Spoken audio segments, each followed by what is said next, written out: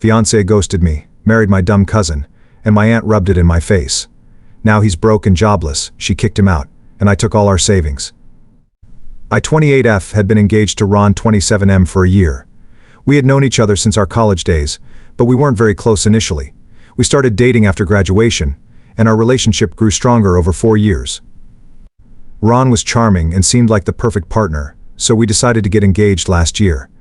We held a small, intimate ceremony with close family and friends, including my aunt and her daughter, Lucia 24F. My aunt and Lucia had been living with my grandparents since her husband passed away a few years back. Ever since my engagement, my aunt couldn't stop praising Ron's charm. It was unusual because she had always been critical of me. My cousin, Lucia, was very attractive but quite dim-witted. Despite Lucia's academic struggles, my aunt constantly compared us, often unfavorably toward me. It seemed like she was trying to make me feel inferior, even though I was the one who had worked hard to build a successful career. Ron and I were planning our wedding for October, as I had to visit the UK for a summer program. Everything was fine until I left in June. We talked once a day, but things started getting cold between us. When I asked, he said he was stressed due to work. I believed him and tried to support him from afar, but deep down I felt something was wrong. A week before my program ended, he ghosted me. It felt childish and hurtful. I decided not to chase after him and hoped he would come back. Instead, my aunt showed up with a wedding invitation for Ron and Lucia. She wanted to witness my disappointment firsthand. Shocked, I didn't confront Ron or Lucia. My aunt, trying to console me with mean-spirited comments, revealed how Ron and Lucia got together. Ron, ghosting me, chose to marry Lucia. My aunt had told everyone that Ron found solace in Lucia because I prioritized my career over him. She spread rumors that I cheated on Ron in the UK, which wasn't true. This entire episode was deeply painful and humiliating. I felt betrayed by the two people I had trusted the most. Update 1. Hello everyone. Thanks for your support on my original post. I wanted to update you now that I've moved on from Ron and have some good news. After my breakup, my mom stayed with me for a week, which helped, but I still felt terrible when she left. Ron and I shared so many memories in our city, so I decided to leave. I applied for jobs in the UK and landed a promising one in Leeds.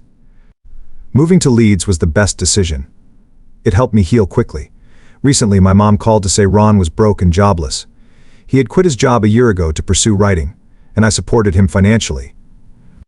My aunt and Lucia had no idea about his unemployment until recently.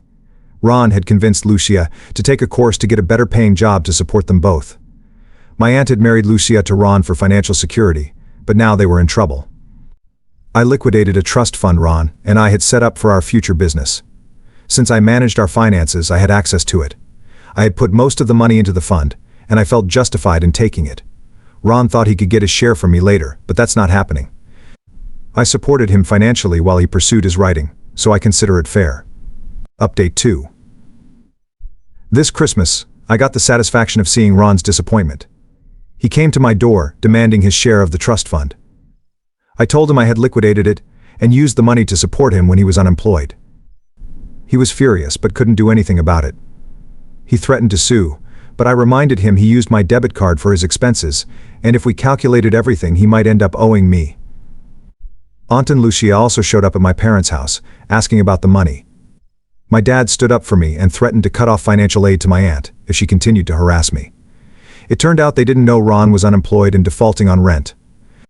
My aunt tried to blame me for not informing them, but my dad shut her down. Lucia was devastated, realizing Ron couldn't support them. My dad told my aunt and Lucia to leave, saying Lucia should find another man if she's so accomplished. I threw a parting shot about finding sugar daddies, which was mean but satisfying given their past behavior. Update 3. Ron emailed me, apologizing for his actions and explaining his dire situation. He and Lucia were facing eviction. He found out my aunt and Lucia had lied to him about their living situation and Lucia's job. She wasn't a manager but a receptionist, and her salary was much lower than he thought. Ron admitted giving up on his writing dreams and was seeking a job similar to his previous one. I ignored his first email, but he sent another, apologizing and asking for help. Story 1. My roommate kept using my things without asking, so I put locks on my door and drawers. Living with roommates can be challenging, especially when they don't respect your personal space. My roommate, Alex 24M, had a habit of using my things without asking. He would borrow my clothes, use my toiletries, and even eat my food. I confronted him multiple times, but he always had excuses. I decided to take matters into my own hands and put locks on my bedroom door and drawers.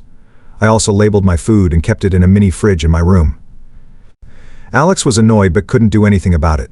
He eventually stopped using my things, and our living situation improved. Setting boundaries was essential for maintaining my peace and sanity. Story 2: My supervisor tried to undermine me, so I documented everything and escalated it to HR. I've been working in my current position for 3 years, and my supervisor, Michael 45M, has always been difficult to deal with. He would often undermine my work, take credit for my ideas, and give me unreasonable deadlines. It felt like he was setting me up for failure. After a particularly stressful week, I decided I couldn't tolerate it any longer. I began documenting every instance of his unprofessional behavior. I saved emails, recorded conversations with his consent, and kept a detailed journal of our interactions. Armed with this evidence, I scheduled a meeting with HR. I presented my case, including the documentation I had collected. HR took my concerns seriously and conducted a thorough investigation. As a result, Michael was reprimanded and required to attend managerial training. The company also reassigned some of my projects to other supervisors to ensure I had a fair chance to succeed. My work environment improved significantly and Story 3: My landlord refused to fix a leak, so I reported him to the authorities and got it fixed. I live in an older apartment building with a landlord who is notorious for neglecting maintenance issues. Last winter, I discovered a leak in my ceiling that caused water damage and mold growth. I reported it to my landlord, but he ignored my requests for repairs. The situation worsened, and I developed health issues due to the mold. I decided to take action and reported the issue to the local housing authority.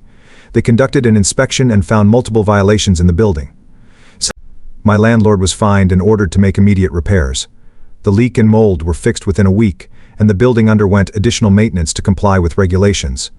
My landlord was furious but had no choice but to comply. My health improved, and I'm now more proactive in addressing any issues in my apartment. Story 4: My friend kept canceling plans last minute, so I stopped inviting her and she learned her lesson.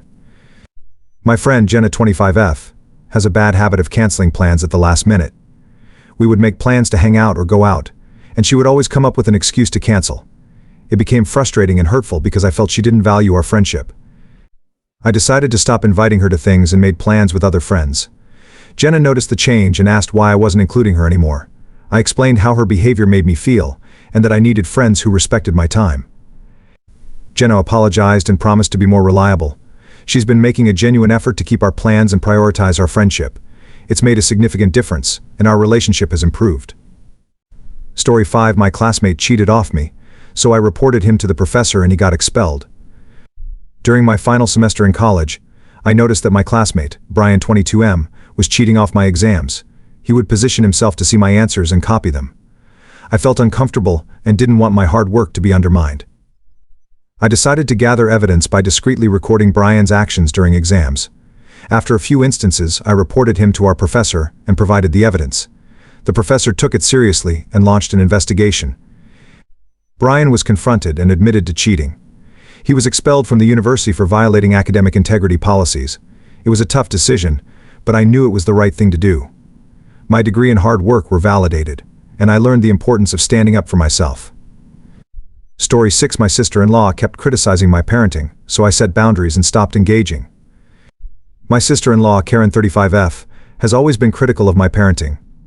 She would make snide comments about my choices and offer unsolicited advice. It became unbearable, especially during family gatherings. I decided to set boundaries and stop engaging with her negativity. I calmly told her that I appreciated her concern but didn't need her advice. I also limited my interactions with her and focused on positive relationships. Karen was taken aback but eventually respected my boundaries. Our interactions have become more civil, and I'm no longer stressed by her criticism. Setting boundaries was empowering and improved my overall well-being. Felt validated for standing up for myself. Story 7: My coworker stole my idea, so I exposed her to our boss and got the credit I deserved. I work in a competitive marketing firm and always strive to come up with creative ideas. Last month, I developed a unique campaign for a major client. I shared my idea with my coworker, Amanda 29F, during a brainstorming session. A week later, Amanda presented my idea to our boss as her own. I was livid but didn't want to confront her in front of everyone. Instead, I gathered all the evidence of my work, including drafts, emails, and notes. I scheduled a meeting with our boss and presented my case. He was surprised and thanked me for bringing it to his attention.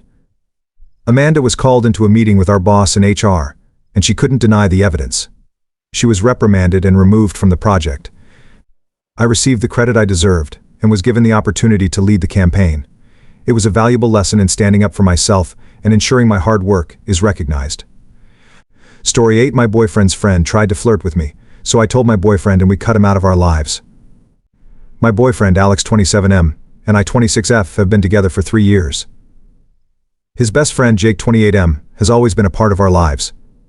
Recently, Jake started acting inappropriately towards me, making flirtatious comments and trying to get too close. I felt uncomfortable but didn't want to cause tension between Alex and Jake.